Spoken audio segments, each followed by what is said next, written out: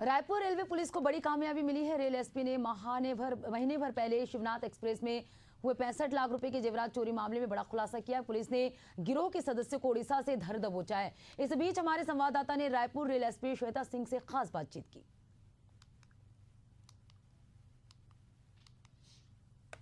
Raipur railway police ने बड़ा खुलासा किया है और ये खुलासा ये भी इसलिए भी मायने में रखता है क्योंकि ये जो चोर हैं वो सातिर थे और हाईटेक चोरी करते थे, सफ़र के दौरान चोरी करते थे और 65 लाख का ज्वेलरी जो चोरी हुई थी उसका खुलासा किया। हमारे साथ बातचीत करने के लिए श्वेता जी हैं, उनसे बातचीत करेंगे और जानेंगे कि आखिर किस तरीके से चोरी का अंजाम दिया जाता था और अभी तक कितने लोग दबोचे गए हैं और आगे इनके सरगना में और कौन कौन से हैं।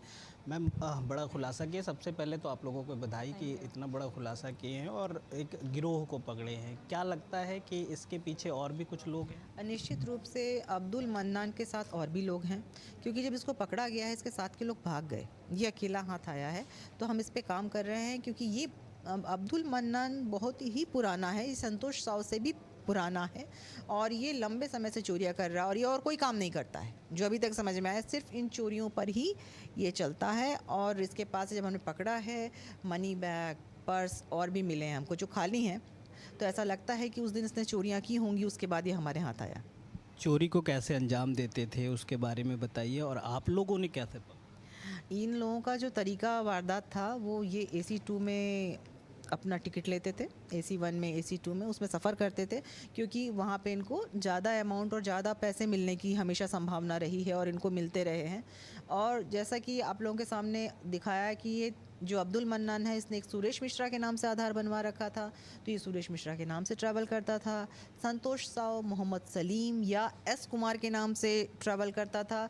तो इसके भी ID प्रूफ अभी मिले नहीं हैं, पर निश्चित ही फर्जी ID इसके पास भी मिलेगी, उससे करता था। और ये लोग जब रात को सब सो जाते थे तब ये घूम के देखते थे और जिसका भी मौका लगता था पर्स और सूटकेस निकाल के लेके चले जाते थे। बाथरूम में जा कर के देखते थे कि क्या क्या सामान है और जो मोबाइल है, मोबाइल वो फेंक देते थे क्योंकि मोबाइल से पुलिस पकड़ लेती है। और इस घटना में इसने ज्वेलरी को तुरंत जेब में रख लिया, अब्दुल को पता नहीं चल पाया, संतोष साव ने रख लिया और उसने पैसे जो थे वो उन्होंने वहीं ट्रेन में ही बांट लिए। उसके बाद ये लोग रायपुर में उतर गए, रायपुर से उतर कर ये भाग गए और ये इन्होंने बस वगैरह पकड़ के, बोले हमको पता था कि पुलिस कहीं ट्रेन में पकड़ ना ले, इसलिए बाई रोड चले गए ये लोग उड़ीसा। ये दोनों उड़ीसा के थे। आप लोगों ने कितनी टीम भेजी थे? वहाँ से पकड़े गए कि कहाँ से आप लोगों ने? हमारी टीम काम कर रही थी, हमारा जो एक साइबर सेल है उसमें ASI जो भोलानाथ मिश्रा उसके नेतृत्व में मैंने लगाए थे, 2 लड़के लगाए थे, ज़्यादा लोगों को नहीं लगाया था, प्रिसाइजली वर्क कर रहे थे क्योंकि इसमें होमवर्क बहुत ज़्यादा था। इसमें सबसे बड़ी चुनौती इनको आइडेंटिफाई करने की थी कि ये कौन है। तो जब वो सफलता हमको मिली, जब इनको हमने पकड़ लिया, उसके बाद फिर हमने 4 लोगों की टीम राउरकेला भेजी, जिसमें कि 2 ASI और 2 आरक्षक थे। वो लोग इसको पकड़ के लाए राउरकेला पुलिस की मदद से, SP राउरकेला का सपोर्ट हमको मिला। उसको लाने के बाद यहाँ पर जब हमने पूछताछ की है तो उसके बाद इसने सारा कुछ बताया है। हमारी बहुत बड़ी टीम इसमें नहीं लगी थी, छोटी टीम लगी थी और उसने गोपनीयता से काम किया। अभी इनका पुलिस रिमांड हम लेंगे और जो अभी तुरंत तत्काल में समझ में आ रहा है कि उस दिन गीतांजलि में बिलासपुर थाने में जो एक रिपोर्ट हुई है वो भी इसी ने की है।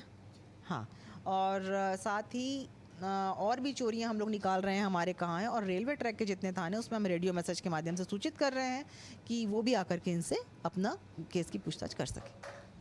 तो बिल्कुल ये हाईटेक चोर थे जो AC2 AC1 में टिकट लेते थे, उसके बाद चोरी को अंजाम देते थे और बीच रास्ते में जहाँ भी लगे ये उनके पास 2 आधार कार्ड भी हैं जिसको लेकर वो अलग अलग तरीके से बुकिंग भी करवाता था और ट्रेन में जो है वो ID कार्ड दिखा के निकल भी जाता था। आगे देखने वाली बात ये भी होगी कि किस तरीके से RPF और रेलवे पुलिस आगे इसके तह तक जाती है और कितने लोग इसमें शामिल होते हैं, ये आने वाला वक्त बताएगा। लेकिन फिलहाल कैमरा पर्सन RK प्रसाद के साथ इम्तियाज, एशियन न्यूज़, रायपुर।